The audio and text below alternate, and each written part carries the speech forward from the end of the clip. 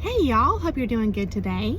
So in today's message, I was inspired by some art that I have collected in the past, and I'm going to share that with you at the end. I'm going to save it for the end, but I've always been drawn to art that's very meaningful, art that is uplifting and positive, and just anything that helps keep you in a good vibe and a good state of mind, and focused on the right things. And so I know for some people, and this is certainly not bad, and I think it does matter too, but a lot of people buy art, just to have something on the wall so that it just kind of pulls the room together, it's color coordinated, and that's fine and good. But like I said, for me, a lot of the art that I've collected over the years is actually books that have illustrations, or just little art cards. You can buy these little cards on eBay. This is fun to do, by the way, if you enjoy this. And it's just kind of a hobby. People just like to share their hobby of creating just little miniature paintings and drawings.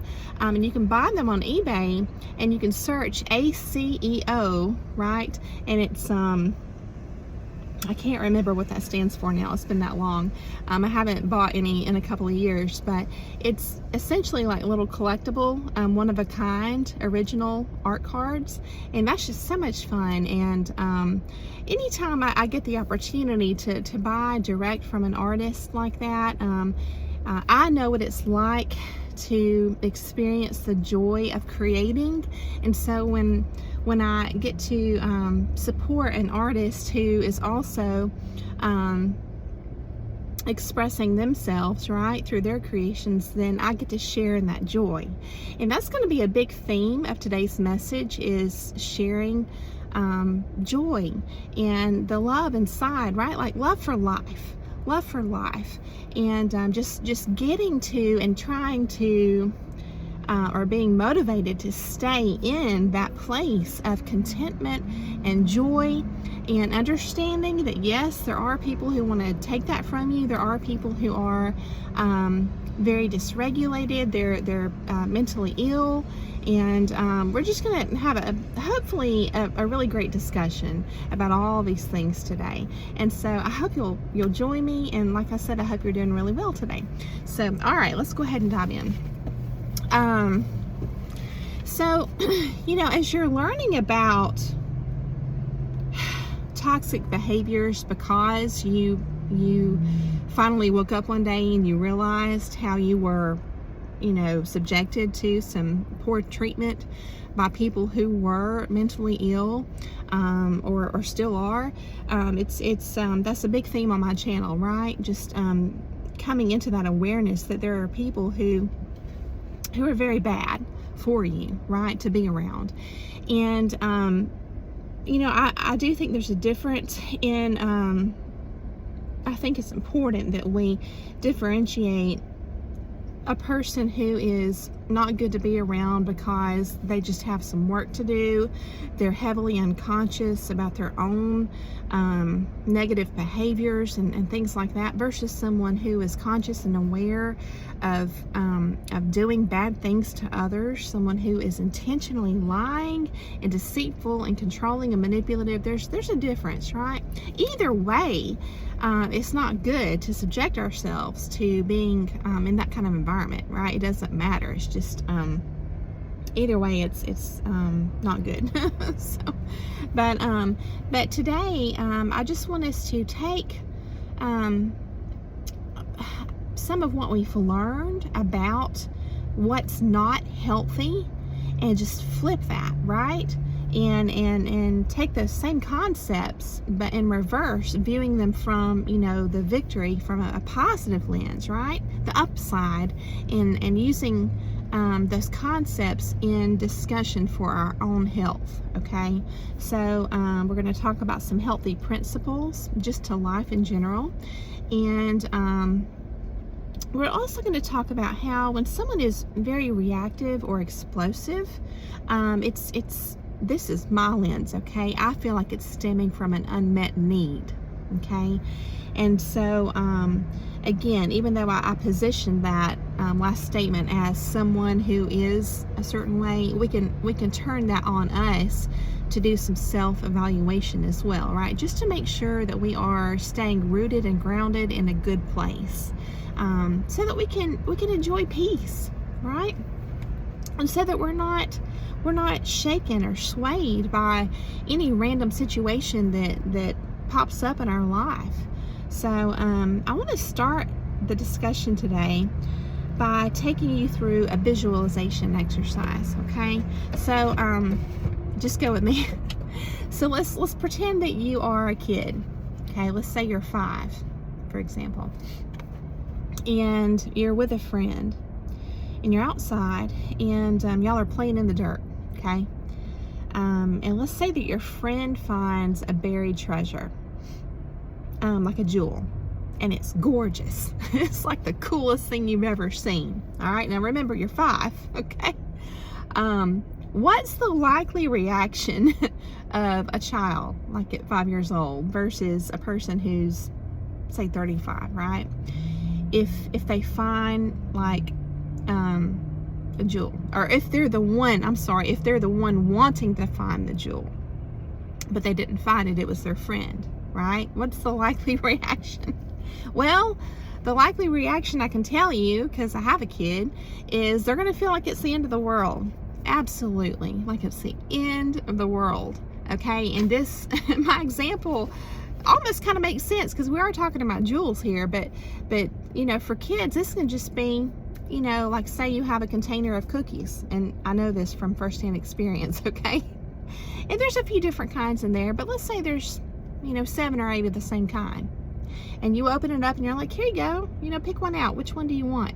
And the kid looks and they're like, when they decide this is what I want, then this is what they want. Okay? So they're going to pull it out, and if they drop it and it crumbles, it doesn't matter to them. If there's 6 others that are just like it, it doesn't matter. That one they picked out now is forever demolished, destroyed. And so it's like utter destruction of their entire day, right, from that point, sometimes, or at least for a few hours. So you know, kids feel that every opportunity, no matter how small, is the one and only they'll ever have, or, you know, opportunity or item or object or whatever it is. It's like, that's it. That's the one, right? Why is this? This is my lens, right? But to me, it's because they haven't lived long enough to have enough life experience to know that there will be more. There will be another chance. There's more to come, you know? And so through that lens, we can understand how children sort of do live in this lack mindset, or a poverty, what you might hear some people call a poverty mindset. It's just where everything is paramount. Everything is just the end all be all for that kid, and they truly don't believe that there's anything beyond it. That's all they can see. They're very limited, right? And so so what if this is an adult that feels this way? What if? Okay, what does this mean? To me, I think it may be because while they've had an abundance of life experiences, unlike a child, they've all proven to end badly for some reason, okay? And to me, I definitely feel like this is indicative of an unmet need. We're going to talk about it. And I just want to take this opportunity to pause here and acknowledge that, in my opinion, I think there are many people who were diagnosed with a label of some sort that likely have unresolved trauma. And I think it's important to draw attention to this. And this is not an absolute everyone kind of statement, right? I'm just saying some people. I feel like there's a danger in this system that we have, where we diagnose people and slap a label on them, because it keeps them stuck. It's like an acceptance of that situation. So since we're talking about a poverty mindset or a lack mindset or a, you know, how do I want to phrase this? Like a, there's an issue or there's a problem kind of mindset, you know, like with the person. When you give them a label, it's like they're just going to sink deeper and adopt that label as who they are. So it almost can work against them. You see what I'm saying? Again, I'm not talking about people who have a genuine mental illness. I'm talking about people who just have an unrecognized or you know, maybe they've gone to a therapist and the therapist just hasn't been made aware of some trauma. Maybe the person isn't even aware. Maybe it's buried in their unconscious. I don't know, but I truly believe that there are some people who just have an unresolved trauma, and if they could get that resolved, then they wouldn't, the label wouldn't apply to them. You see what I'm saying? And I also want to point out the fact, and this is from my observation from people that I have known in my life, I also think another danger in labeling people is that the issue with this person may not be them, but an unidentified abuser in that person's life who's wearing a great mask, and so nobody would suspect them, right? But this person is reactive to that abuse, so they're the ones who look like they have an illness, but in reality they're just entrapped by this abusive person or a system. You know, if it's like a cult-like situation or a coven or whatever you want to call it. So you know, sometimes you have to look deeper. I just want to take that moment to point that out. But coming back to our visualization, okay? So why would an adult feel like the world is crashing down? Again, I feel like life may have proven to them, like time and again, that they're always on the losing side, okay? And faith is important to acknowledge here, or a lack of, okay? I just want to point that out to keep in your mind as we continue on the discussion. So I want to share an analogy with you that I was reminded of. It's a story, you've probably heard it before, but it's really good to bring up here. But first, before I get into that, I want to mention that some people believe that our reality is interactive, and when I say that, I mean like literally. There's a lens, right, that some people live by, a perspective, a belief, a paradigm that some people have, where they feel that we are like connected to, like in an interactive kind of way, our reality. And our reality it's like both ways, is connected to us. So I just want to encourage you to try that on, okay? Because there's a lot of different ways you can look at this, and faith is, or can be, a part of that, okay? It's almost like, well, it's not almost like, it's really true. I have learned that I have been introduced to many different concepts in life, and a lot of times I brush them off because I'm like, that sounds strange, or like fiction or bizarre or fairy tale or whatever it is. And then later, down the road, I have been exposed to a different concept that feels right, and that I've tried on, and it seems to fit with you know, how things work. And then I come to realize, you know, oh, it's just a matter of connecting dots, that these are the same concepts. They're just positioned differently, just a different perspective. So I just wanted to share that perspective with you of an interactive reality, okay? Almost like a video game. You might kind of envision that, right? Or look through that lens. And so just consider that when you're thinking about, you're journaling about concepts like faith, and creating your own reality, or manifesting, or prayer, and just being able to recognize when God answers your prayers in reality, like literally being able to identify things and how what's here and here, right? Because the Bible says whatsoever things you ask, you pray for, believe in your heart that you shall receive them and you shall have them.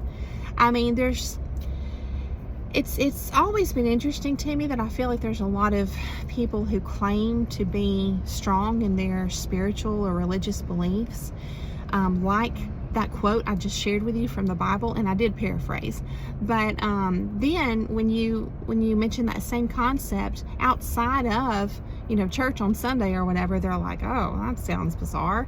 You see what I'm saying? It's like, well, that's part of your belief system here. So again, I just encourage you to always kind of look at things at different angles, because it may register with you on a deeper level. And that can be all it takes to impact your reality in a beautiful way, to restore your faith, to give you hope, and things like that, okay? So I just encourage you, as far as the concept of an interactive reality, I encourage you to pay attention, okay? Because I believe we do have that divine spark inside of us. I don't believe that we are just powerful, independent of the greater creator figure. I don't believe that. I believe it's like in tandem, right? That there is a relationship that's required, but our reality, I could share with you some testimonies as far as faith and how things work out. And I'm sure a lot of other people could too, and you may have your own. So I just wanted to remind you of that. So just pay attention. And it may even be something as simple as something you think you're thinking on in the morning, and then you see something just right there in your reality that's so odd and out of place, but it's it's exactly what you were just thinking of. Just little things. I just encourage you to pay attention, okay? And I'll leave it up to you to decide, right? But let's use logic even, okay? This is where I want to bring in that analogy. We're going to examine an analogy. You guys may have heard of this story, and I'm going to paraphrase this too, because I don't remember exactly the details. But let's say that there's this guy out swimming, in this river or lake or pond or whatever it is. Well, let's say it's kind of not as peaceful as a pond, right? So he's swimming, and just some random guy, and he gets maybe in some rapids, a section of the river that's a little bit unstable, and water's moving fast or whatever, and he starts struggling to stay afloat, right? And he's a spiritual dude, so he's praying to God. He's asking for help, like, oh my God, help me. And what happens? Well, here comes this person on a kayak, close by, and it's a 2-seater, and they're like, you need help, and he's like, no, I've asked God to help me. Do you remember this story now? And so there's like there's different versions. There's all these different things that come along, the river, and so, but he turns him down because he's waiting for God to help him. And then in the end, he dies, and he goes to heaven, and he's at the pearly gates, and he's like, why didn't you save me, God? And God's like, I sent you this person in the kayak, I sent you this person in the boat, I sent you this person on the bank, that tried to reach out, and have you grab onto something to pull you to safety. I sent you all these things, and you just totally overlooked them, right? So essentially what happened, he caused his own bad ending to happen, this is really important here, not from a lack of faith. He had faith. Okay? So that was like important for me to note for myself. So that wasn't the issue. The issue was he didn't have the eyes to see what God sent him. So he was so focused on the help, right? Looking a certain way, being something so specific in his mind, that he didn't even see the obvious time and again. So I just encourage you to really detail out what it is you're looking for in life. And I don't mean like this one and done kind of deal, like this person, this partner, this job, this place to live. I'm talking about just all the things, right? Just what is it you're looking for, right? Like, what do you need? And so with kids, I believe their overreaction is an obsessive attachment to the specific object in the moment. Is because it's usually, if you pay attention, it's usually something new. And so it's like they truly think it's like a one of a kind, you know, like jewel or whatever. Like they'll argue over sticks and rocks, and it doesn't matter. You can give them 10 more rocks. They're like, oh, what did that rock, you know? So when I say detail out what you're looking for, or what your needs are, this is what I mean. I'm going to share something with you. So I used to advise in the industry I was in. I had the opportunity to advise people on their products, on entering into, as a small business, entering into a particular industry with their products. And so what was interesting is the people who were most successful were the ones who weren't selling, because it was a very saturated market, okay? There was already a lot of the same thing out there. And so the difference in who succeeded and who didn't was some people were just trying to sell the product and just being better at it somehow, but they didn't identify the how part. You know what I mean? And so it was just like this ocean, this sea of the same stuff. But the people who succeeded were the ones who were selling like the end result for the customer who purchased the product. So it's like selling a vibe. It's like selling this feeling, this satisfaction, this whatever the person, the intended customer, whatever it was they were hoping to get from buying the product. You have to see beyond, you know, and see the end goal. And this is important for us today, to understand how to look that far out, right? So when I talk about being expanded in our mind, that's kind of what I'm talking about, okay?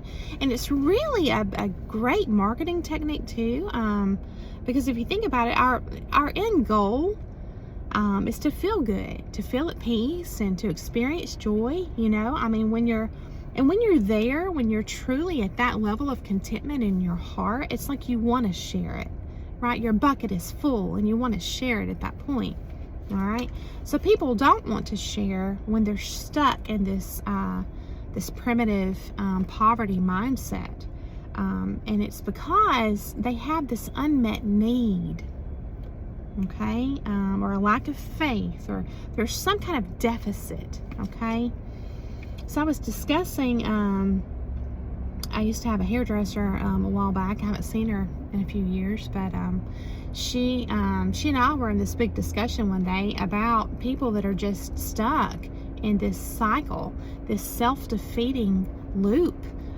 It's self-perpetuating, and it's interesting if you ever talk to a person like this, because, you know, on the surface they'll share with you all these bad things that have happened, and you're thinking, how does this happen statistically that someone can go through all these horrible things, right? But you're not getting the whole picture, okay? And so and some things truly are out of our hands. I understand that there's a lot more within our control sometimes than what we realize. So, you know, we have to understand the role that conditioning and our environment that we subject ourselves to willingly, day in and day out, you know, and the trauma that we may not have processed and healed. We have to understand how that impacts us, okay? Because our soul can't really do its job when all this stuff is in the way. It's like blockages, okay? Because it wants to manifest good outcomes, right? From its creative power. It's just, we have to be able to make sure that we are clear of all these blockages, right? And it starts here. It really does. So I'm gonna share with you another story. Back when I was managing a warehouse. So this tenant that had a unit next to us was very angry one day, and let me back up and share what happened. So they were parking their vans in all of our spots because it was a complex, with different units, and so we shared the building, but their vans were in our spots. And so just to be sure, I went down and spoke with the landlord about, hey, this is what's happening. I wasn't angry. It was just kind of like, am I unclear on where our spots are, or like, how does this work, or is there like a different, time frame for them to be here and then us or our customers, or how does it work, whatever. And so he just said, don't worry about it, I'll take care of it. And so he went out there and put cones up. Okay, well, so that really set off this tenant next to us, and he was mad. And I saw him just marching down to the landlord's office, just hot. I thought, oh man, because when I got there that morning, I saw the cones out, and I thought, well, this isn't good, because I'm not a very confrontational kind of person, right? So I'm gonna share with y'all how I handled it. I didn't want to continue going through the landlord, because even though I do feel like that was the right thing to do, it was his property to, start the process. I wanted this person next door to understand that, I wasn't in a place of anger, So even though it set him off and he was that way, I wanted to go ahead and just, approach him face to face. So I did it by first getting centered myself, because I didn't mean anything bad. None of us had any kind of bad intentions. So I approached him in this calm demeanor, which is very crucial, right? Because he was charged. I like to say charged. All right. Second, I explained in detail, like, hey, this is, I got here and I was just a little unsure of, the spots, and I went and asked, and, but the whole key is your vibe. The whole key is your energy, the spirit that you are entering the situation in, right? And it needs to be a spirit of this calm, like agape type spirit. So it's kind of like saying, like, hey, how you doing? How you doing? Not like, hey, how you doing? You ever watched Friends, Joey? That's not what I mean when I say like a spirit of charity or love, not like that kind, but just like a, hey, I want the best for everyone, like a win-win kind of situation, right? That's what I mean. But, we have to understand that even if another person in whatever situation is charged or is in a bad place or whatever it is, you get to set your own place energetically before you engage. So that's really important to take that time, 5 seconds, whatever it is, to set your own energetic footing. Get grounded in that first, right? And so when you bring that to the equation, the conversation, whatever it is, the other person may not meet you there, but at least you gave them the option, right? So a good manager will take a potentially destructive, heated situation and diffuse it first, right? So that it's beneficial for everyone. So you have to prove to some people that good outcomes are possible. And I feel like this is kind of like, when you hear that term light worker, it's kind of like that. You know what I mean? Like alchemy, taking a bad situation and making it good. But like I said, sometimes people won't meet you there, and you truly do have to fold and walk away or even run away. But if you showed up and you stayed grounded in the spirit of love, you did your part, right? Now, I read this article a long time ago. It was about the ladies that contributed to the article. They were, elderly, and they were sharing their tips on a successful marriage. And the piece that I took away from it was they were saying, don't put all your expectations on your spouse. And I thought that was interesting. Like, for your needs, like with regard to your needs. So it's like their point was meet your own needs. Don't put that responsibility on this one other person, right? And they pointed out, you know, how things have changed over the years, how, you know, back in the day there was more community involvement just as part of everyone's life, and then now obviously if you look at today, you know, we're stuck online and that's just supposed to be a substitute somehow, but it's really not. And you know, isolation has become kind of the norm, and so you know, it's important to understand what's within your power, so that you don't seek the things you need externally. You still have to stay grounded and centered so that you stay in balance, essentially. Okay, so it's like, yes, life gets busy, especially if you were isolated in a narcissistic entanglement or a relationship, right? Or even an overly demanding job. Go ahead and acknowledge that you may have been severely neglected. You may have a lot of needs that are unmet still. You still may be trying to find your way after coming out of that. So just acknowledge that. And unfortunately, for it to be a true lasting fulfillment of a need, it can't be something that's just fast. It's just not healthy. And also it's not healthy to seek all your needs, you know, to be met, like I said, from one person, right? And we may not even realize we're doing that. We may just meet this great person and think they're great, and just, you know, without consciously thinking through, you know, what areas of my life are out of balance, what areas of my life have been neglected over these last 5-10 years or whatever it is. That's why I really encourage you to journal. I think it's important to consciously identify, you know, what your needs are, your unmet needs are, and then get creative with how you can meet those needs yourself. Okay, so yes, fulfilling your own needs. And then when somebody great does cross your path, you know, and you're like, hey, that's my kind of person, then it's like you can walk together, you know, it's like you're meeting your own needs. So, you know, if you don't meet your own needs, then you're always going to be vulnerable to someone who wants to step into that place of power. You see where I'm going? And what they can do is control you at that point, because you're putting all your eggs in one basket. you're placing all your bets, you know, on this. I don't know how to gamble, so I don't know how to give that an analogy, but you see what I'm saying. So it's like that place of power, it belongs to you. Okay, please don't give that away. So even if you understand the value of sharing the good stuff in life, you know, like love,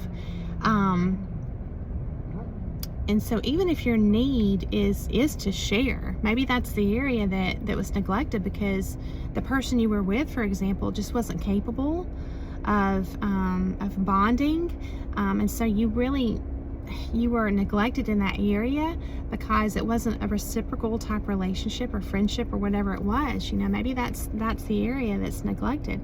So maybe that's just really where you have a need, is to share good times and, you know, all the good stuff and love and all this, right? Get creative with it, and I'll share with y'all. So like the last time I went, I was in the ocean.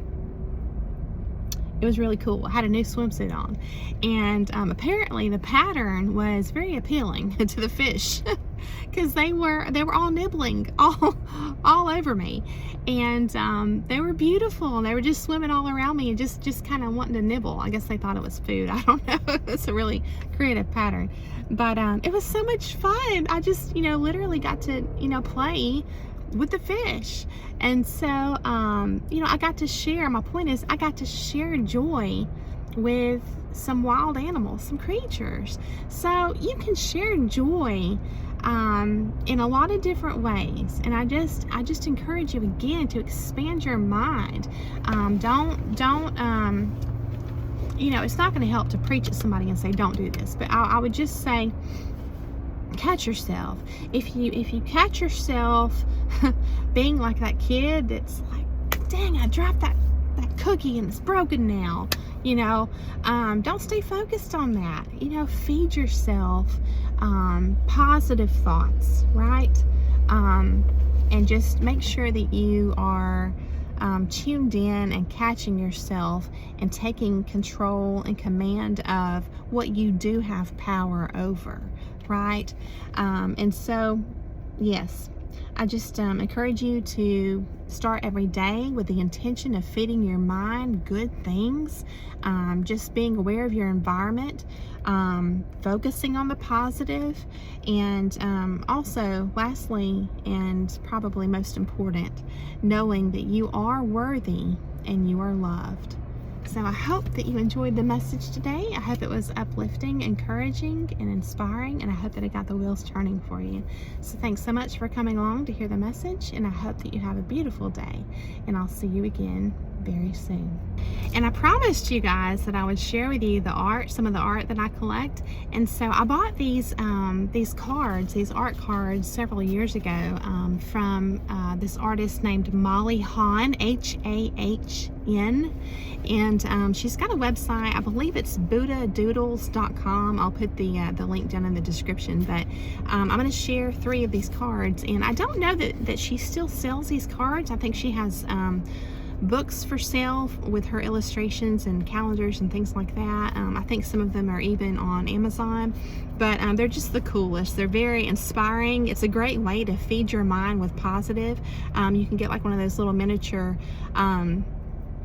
easels, you know, and just get a little set of cards like this and put them up and just change them out every day, just to kind of keep your mind focused, right, on that. So I'm going to share these with you. I got 3. So this is the first: gratitude for the jewels in the dirt.